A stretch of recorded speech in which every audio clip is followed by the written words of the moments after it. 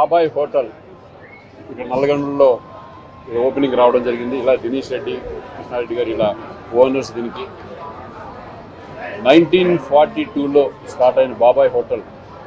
ఎందుకంటే విజయవాడలో స్టార్ట్ అయింది, అది నాకు తెలుసు. ఎందుకంటే నేను చాలాసార్లు విజయవాడ బాబాయ్ హోటల్కి వెళ్ళి టిఫిన్ చేసినవాడిని. నేను చాలాసార్లు ఇండస్ట్రీకి రాకముందు నుంచి నాకు తెలుసు అది.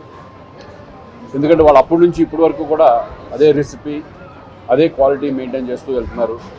అలాగే ఈ టైంలో ఎక్కువ ఫ్రాంచైజీలు రావడం, మన హైదరాబాద్కి కూడా ఎన్నో బ్రాంచెస్ రావడం కూడా చాలా సంతోషంగా ఉంది. ఎందుకంటే ఫుడ్ ప్రియులు నిజంగా ఈ టిఫిన్స్ ఎంజాయ్ చేసేవాళ్ళు.